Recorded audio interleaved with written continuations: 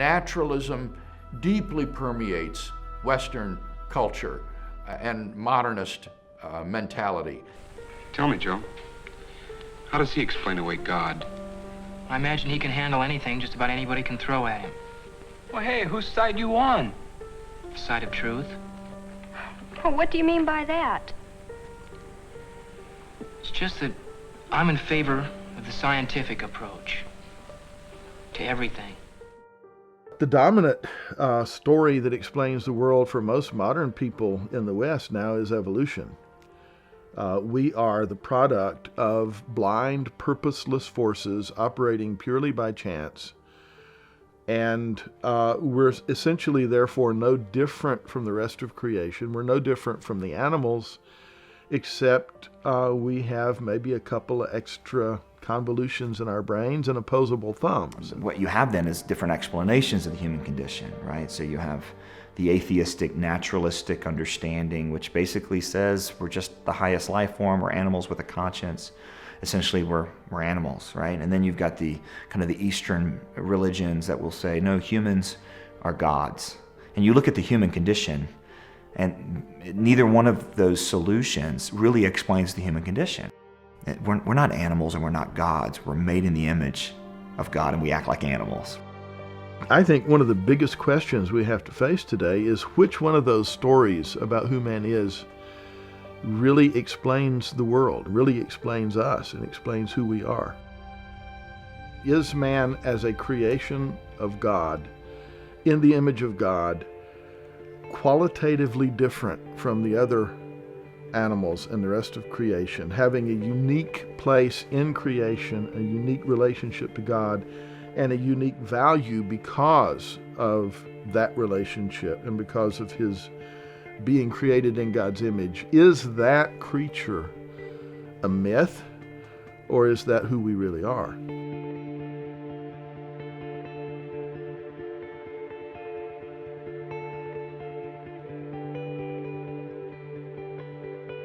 If there is no God, then we are just an accidental species that has evolved on this speck of dust, lost somewhere in an indifferent universe, which are doomed to perish individually and collectively in a relatively short time. It really doesn't matter ultimately who you are or what you do, because everything is going to wind up the same in the destruction of the universe, in the heat death of the cosmos, as the universe tends toward thermodynamic equilibrium and obliteration. What a lame stretch we have to pull to try to make life meaningful if that story, rather than the Christian story, is our story. So we got two options. Life really is meaningless, or it's not. If it's not, the only way I've ever seen to say it's not that has real credibility is the biblical story.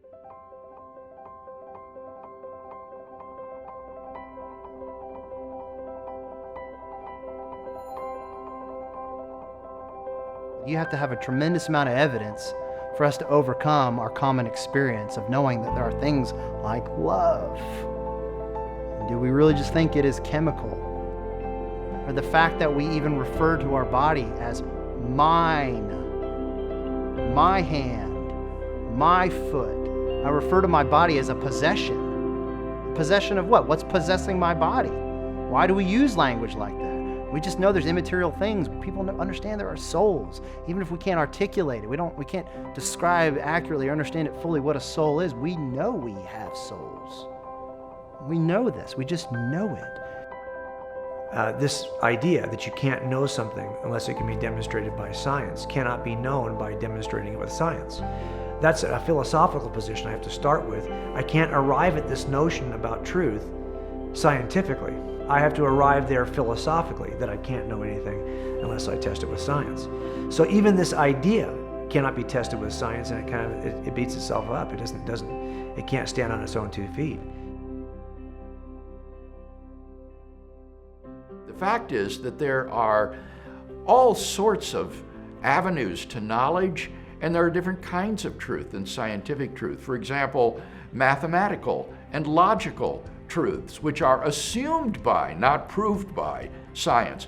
Metaphysical truths about the nature of reality, like the reality of the external world or the reality of the past. Ethical and aesthetic truths about the good and the beautiful. And even scientific truths themselves. The fact is that modern science is permeated by assumptions which cannot themselves be scientifically proven. Now, one area of knowledge, in addition to the physical sciences, would be history. And the fact is that history is really on exactly the same level as the natural sciences in terms of its objectivity and its dependence upon empirical data. And therefore, to shun history or historiography as not a source of knowledge is extremely naive. In fact, when you think about it, there are historical sciences like geology and paleontology and cosmology that are precisely dependent upon historical data for their conclusions. So in those sorts of sciences, you have a merger of the historical method and the scientific method to produce acceptable conclusions. If you're going to exclude historical knowledge, then you got to throw out geology and paleontology and cosmology, because those are historical sciences. And yet nobody would do that.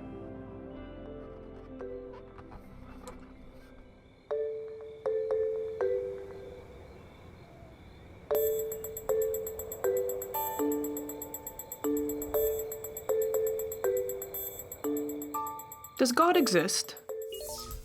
Or is the material universe all that is, or ever was, or ever will be? One approach to answering this question is the cosmological argument. It goes like this: whatever begins to exist has a cause. The universe began to exist, therefore, the universe has a cause. Is the first premise true? Let's consider. Believing that something can pop into existence without a cause is more of a stretch than believing in magic. At least with magic, you've got a hat and a magician. And if something can come into being from nothing, then why don't we see this happening all the time? No, everyday experience and scientific evidence confirm our first premise. If something begins to exist, it must have a cause. But what about our second premise? Did the universe begin, or has it always existed? Atheists have typically said that the universe has been here forever. The universe is just there, and that's all. First, let's consider the second law of thermodynamics. It tells us the universe is slowly running out of usable energy, and that's the point. If the universe had been here forever, it would have run out of usable energy by now. The second law points us to a universe that has a definite beginning. This is further confirmed by a series of remarkable scientific discoveries. In 1915, Albert Einstein presented his general theory of relativity. This allowed us, for the first time, to talk meaningfully about the past history of the universe. Next, Alexander Friedmann and George Lemaitre, each working with Einstein's equations, predicted that the universe is expanding. Then in 1929, Edwin Hubble measured the red shift in light from distant galaxies. This empirical evidence confirmed not only that the universe is expanding, but that it sprang into being from a single point in the finite past. It was a monumental discovery, almost beyond comprehension. However, not everyone is fond of a finite universe, so it wasn't long before alternative models popped into existence. But one by one, these models failed to stand the test of time. More recently, 3 leading cosmologists, Arvin Bord, Alan Guth, and Alexander Vilenkin, proved that any universe which has on average been expanding throughout its history cannot be eternal in the past, but must have an absolute beginning. This even applies to the multiverse, if there is such a thing. This means that scientists can no longer hide behind a past eternal universe. There is no escape. They have to face the problem of a cosmic beginning. Any adequate model must have a beginning, just like the standard model. It's quite plausible then that both premises of the argument are true. This means that the conclusion is also true. The universe has a cause. And since the universe can't cause itself, its cause must be beyond the space-time universe. It must be spaceless, timeless, immaterial, uncaused, and unimaginably powerful. What really separates us, I think, is the issue of personhood.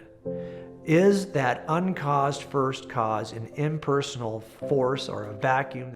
Or is that first cause a personal force, displaying many of the same attributes of eternality, of power, but possessing the additional attribute of personhood?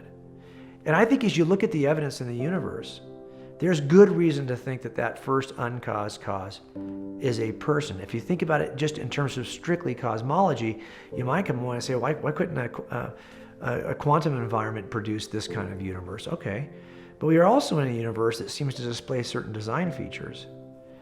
Not just design features in the galaxy or in the universe itself, but design features in biology. Whenever we see information, there is always an intelligence behind it. Nature can't produce information. It can produce patterns. So if you're walking down the beach and you see ripples in the wet sand, you would say, okay, the wave action or the tide action caused the ripples to be created, because nature can create patterns.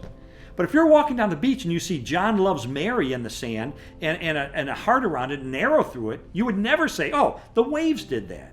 Why? Because it's information. Whenever we see information, whether it's a book, a software code, a painting on a cave wall, wherever we see information, we know there's an intelligence behind it. Well, if that's true, what about the vast storehouse of information inside every one of the cells of your body?